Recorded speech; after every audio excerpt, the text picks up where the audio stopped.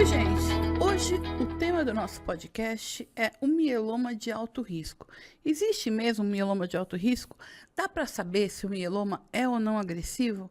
E para esse bate-papo, eu estou recebendo aqui o Dr. Roberto Magalhães, ele vai se apresentar para vocês, ele é do Rio de Janeiro, nosso parceiro aí vai fazer 20 anos em junho, né?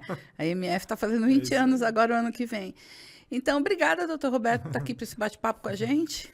Cristine, muito obrigado. É um prazer enorme estar aqui junto de vocês, já nessa nossa longa jornada juntos, né? Isso aí. Bom, eu sou o Roberto Magalhães, da Universidade Federal do Rio de Janeiro. Trabalho especificamente com o ambulatório de mieloma múltiplo e gamopatias monoclonais, estendendo as gamopatias monoclonais, e também no grupo de hematologia e transplante de medula óssea de Niterói. Bom, vamos bater um papo hoje descontraído aqui sobre mieloma de alto risco, né? Existe mesmo mieloma de alto risco? Sim. Como que a gente, assim, identifica o mieloma de alto risco? A grande verdade é que assim, a população de pacientes com mieloma, ela é heterogênea, ela é diferente entre si. Uma das maneiras que a gente tem de identificar isso é quando, por exemplo, alguém é submetido a um tratamento, a gente espera aquela primeira longa remissão, quer dizer, a doença ficar controlada por um bom tempo. Hoje, nossas terapias chegam a gente tem 5 anos, 60 meses de uma primeira remissão prolongada, com os tratamentos efetivos que a gente tem para o mieloma. Qual a nossa surpresa quando alguém que foi submetido àquilo que a gente sabe que é padrão, que o mundo inteiro usa, e a doença recidiva, tem uma recidiva, por exemplo, logo após um transplante autólogo de medula, ou se tiver com uma terapia tripla no paciente que não vai a transplante, a doença volta. Né? Então, a explicação é que as doenças têm diferenças entre si. Algumas delas a gente hoje já é capaz de identificar. E aí a gente classifica esses pacientes como pacientes de alto risco. Os pacientes que a gente tenta prever, a gente não tem uma verdadeira bola de cristal para falar de todos, mas a gente sim tem alguns marcadores, alguns biológicos, alguns clínicos que nos orientam, talvez aquela terapia ela é efetiva, mas a remissão do paciente vai ser mais curta quando ele for submetido ao tratamento. Então, e a gente trouxe esse tema porque muitas vezes os pacientes falam, mas fulano fez o tratamento e eu não deu certo. Ou eu fiz o transplante e a doença voltou muito rápido. Ou eu fiz um tratamento pós-transplante e recidivei. Então, assim, aí eles começam a falar, na deleção do 13. Mas a gente já passou dessa época, né? Boa, deleção boa. do 13. Era um tal, Sim. eu tenho a deleção do 13, e você? Sim, né? sim. Então, vamos falar um pouquinho desses fatores aí prognósticos, Perfeito. né? Assim, o primeiro que a informação que a gente mais utiliza e a mais simples, mais abrangente, talvez que tenha sido mais estudada no planeta Terra, no universo do mieloma múltiplo, é o ISS, que é um score prognóstico que a gente utiliza, que ele é de muito fácil aplicabilidade, por isso ele tem essa abrangência mundial. Né? O dado que a gente precisa ter é a beta-2 microglobulina, que é um teste bioquímico de laboratório coletado, assim como a gente coleta um hemograma completo, certo? E a albumina, que também é outro teste bioquímico muito fácil. Então, com isso daí, a gente é capaz de dizer se o paciente ele tem um ISS 1, 2 e 3. Os pacientes com ISS 3... É o estadio da doença, O estadio da doença... Estadio é a mesma coisa que estágio, gente. Sim. Né? Não é estágio de futebol, né? Não, estadio é a mesma coisa que estágio 1, estágio 2, estágio 3. Tal. Então, os pacientes que têm o estadiamento 3, eles tendem a ter uma recidiva mais precoce. Né? Então isso já se distribuiu em todas as populações de pacientes, assim, asiática, nacional, pacientes que foram submetidos a transplante, não foram submetidos a transplante, que receberam resgate com terapias mais modernas e outros que não. Então, abrange a todos. Agora, isso a gente separa 3 subgrupos aí. Só que a gente ainda poderia fazer melhor, né? Então, assim, esses são dados que eles não refletem exatamente a genética da doença, a biologia da doença. Né? A gente sabe que o mieloma é uma doença do plasmócito, que é aquela célula que produz os nossos anticorpos naturais. E ali... a genética daquela célula está alterada em pelo menos 50% dos casos. Entendi. Então, quando a gente fala em risco, a gente pode falar em alto risco citogenético. Quando a gente olha as publicações todas dos grandes assim, estudos que trazem os medicamentos para os pacientes, sempre tem uma populaçãozinha descrita ali de 15 a 20% de alto risco citogenético. Vamos lá, vamos falar um pouquinho sobre isso, né? Um pouquinho sobre isso. Aliás, porque esse é um grande desafio que a gente ainda tem aqui no Brasil, para que a gente consiga ter o risco citogenético de todos os nossos pacientes, porque verdadeiramente, se a gente olha... Muda o tratamento quando você sabe o risco? Efetivamente, ainda não mudamos o tratamento. A gente ainda não trata diferente os pacientes de alto risco, mas a gente tem algumas nuances e alguns cuidados assim a mais. A gente fica mais precavido, sabe? Em termos de qual intensidade que a gente vai usar os medicamentos, o tempo que a gente vai manter o paciente em tratamento, para prevenir exatamente a recidiva, né? Porque a gente fica desconfiado e ressabiado que aquela doença possa recidivar antes da hora, certo? Então, a gente tem algumas artimanhas no tratamento, nós médicos hematologistas, para cuidar, né? Então, assim... Então, são as translocações que pegam... Você falou do cromossoma 13, né? Era um tempo moda, atrás, né? Era moda. Modinha. Depois disso veio a moda do 14, tá? Então, a gente tem 3 alterações genéticas que acometem o cromossoma 14. Tá. Né? E a gente tem no cromossoma 1, foi descrita pelo grupo do Barlog inicialmente, né? E do grupo de Arkansas, um grupo bem famoso no mundo. E posteriormente, a gente tem as alterações do cromossoma 17, que pega um gene específico que causa resistência no mieloma e até em outros tipos de tumores sólidos, né? A alteração do 17P. Então, assim, isso daí é feito através de uma técnica chamada FISH. Mas, Roberto, FISH, que é isso? É peixe, igual peixe em inglês. FISH. Então, assim, o FISH, a gente faz um painel citogenético, né, para fazer essa pesquisa. Deixa eu fazer uma pergunta.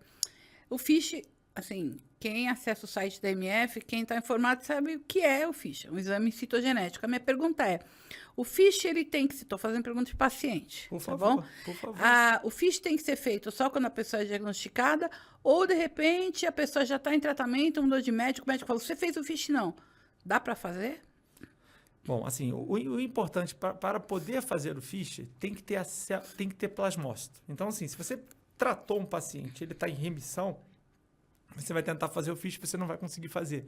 É uma técnica dependente você tem que separar os plasmócitos e depois você fazer uma hibridização in situ, que é uma técnica genética específica para você fazer. É uma verdadeira pescaria daquela alteração genética dentro da célula. Então, assim, para isso, o momento ideal é que você tenha atividade da doença. Então, no momento do diagnóstico é o momento principal e isso tem impacto prognóstico, né?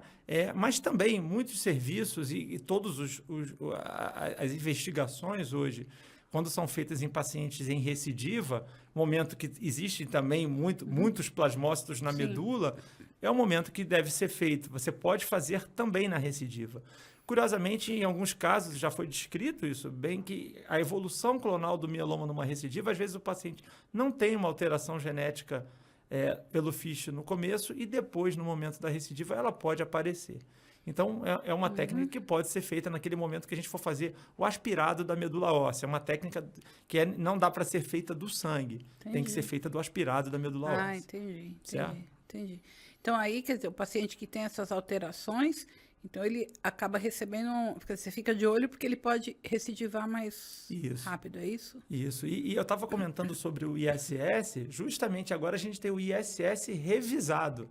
O ISS revisado, além daquelas alterações que eu conversei com vocês, né, da beta-2, microglobulina e da albumina, está sendo incorporada a genética a esse índice prognóstico, mostrando que ele refina mais e consegue, de fato, identificar aqueles pacientes, né, que são os pacientes que têm o maior risco de recidiva.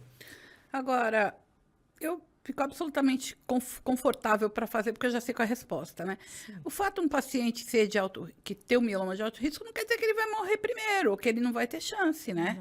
Não, a gente... Porque as pessoas ficam preocupadas, entendeu? Não, exatamente assim, acho que esse é um ponto muito relevante que você puxou agora, Cris. Assim, na verdade, ter uma alteração de genética de alto risco, a gente não tem total certeza de que, primeiro, que os desfechos vão ser ruins.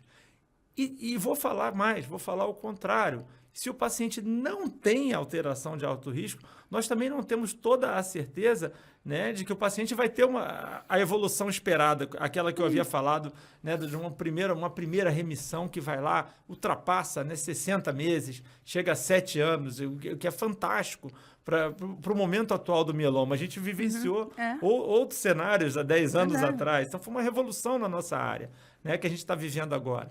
Então, assim, como comentei no início, não é uma verdadeira bola de cristal para a gente ter certeza e focar.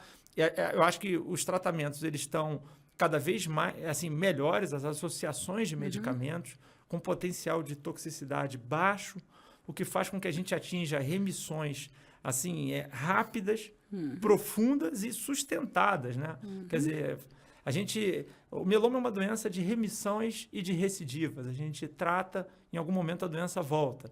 Mas assim, a gente adora ver aquela primeira remissão longa do paciente, né? Mas se a gente efetivamente suspeita que ele possa vir a ter uma alteração dessas genéticas, claro que a gente vai tentar também usar as melhores armas junto e as nossas artimanhas, uma manutenção, por exemplo, dobrada, um inibidor de proteossoma junto com o imunomodulador depois do transplante. Para alguns se pensa em duplo transplante, é até uma possibilidade, os europeus gostam muito de fazer isso, não tão popular no nosso meio aqui no Brasil, mas pode ser feito. Né? Então, são coisas que a gente tem que ter em mente. Outro ponto que eu queria falar, já que estamos falando de genética, é a questão de curiosamente, alguns pacientes que sabem que eles não têm uma só alteração genética, ele tem duas. Então, surgiu um conceito que nós hematologistas, a gente puxou até e pegou emprestado dos pacientes com linfoma, que tratam linfoma, que é o conceito do double hit e do triple hit. Então, o paciente ele pode ter, o que eu falava, uma alteração no cromossoma 14, mas também ter uma alteração no cromossoma 1, por exemplo. Então, assim, já está totalmente provado que pacientes que têm mais do que uma alteração genética, tem duas ou até mesmo ter três, isso tem também impacto nessa questão de uma recidiva mais precoce. Existe algum medicamento, algum dos medicamentos para o mieloma, que você sabe que tem menos efeito em um paciente que tem alguma alteração genética específica? Olha, assim, eu sou capaz de dizer os que têm mais efeito, né? Assim, a gente, por exemplo, adora usar a classe dos inibidores de proteossoma nos pacientes de alto risco citogenético. Então, vamos lá, quais são os inibidores de proteossoma? Inibidores de proteossoma, uma classe importantíssima na nossa área. Vocês sabem que ganhou o Prêmio Nobel de Medicina, a descoberta da inibição de proteossoma, é o Prêmio Nobel de Medicina. Então, assim, e o bortezomib, o famoso Velcade, né? Foi o primeiro dessa classe que surgiu. Na sequência, a gente teve o segundo, que é o inibidor de proteossoma irreversível, que é o carfilzomib, que, aliás, em consulta pública, recentemente no Brasil, vamos incorporar pelo SUS. Foi a melhor, na minha opinião, a melhor notícia do ano para o mieloma do país. Temos carfilzomib agora. A gente tem que ter a segunda notícia que é incorporar o bortezomib também, o daratumab também. Eu estava esperando você falar isso. Queremos também, e muito. E a gente chega lá, Então, a terceira classe dentro dos inibidores de proteossoma é o ixazomib, que foi muito utilizado na pandemia, porque ele é o único inibidor de proteossoma oral. Então, a gente tem e com um esquema que é semanal, que é bastante interessante. Então, a gente tem um cardápio bom de inibidores de proteossoma no momento para poder tratar os pacientes, né? Interessante. Então, essa é uma classe que Então, não existe nenhuma dúvida que eles têm. Tem algum medicamento que eu não vou usar porque o meu mieloma tem alterações genéticas? Assim, não tem nenhum medicamento. Tem aquele que você vai usar, é o contrário.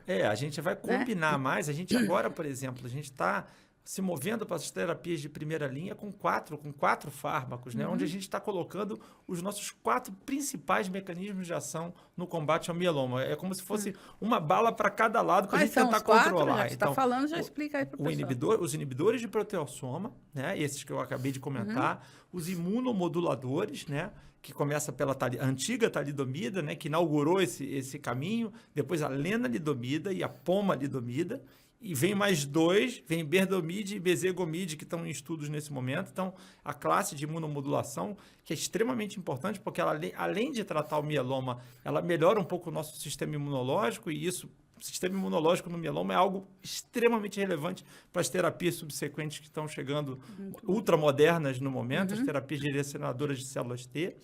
Mas o terceiro mecanismo de ação é o anti-CD38, o anticorpo monoclonal, né? Aqui no Brasil, popularmente, o daratumumab e o isatuximab, né? Da Sanofi, um da Janssen e outro da Sanofi. Então, a gente tem esses 3 mecanismos de ação, né, juntos, para que a gente trate. E, claro, a gente usa também os corticosteroides em associação. Dexametasona, né, também os agentes alquilantes quando se trata de um transplante de medula.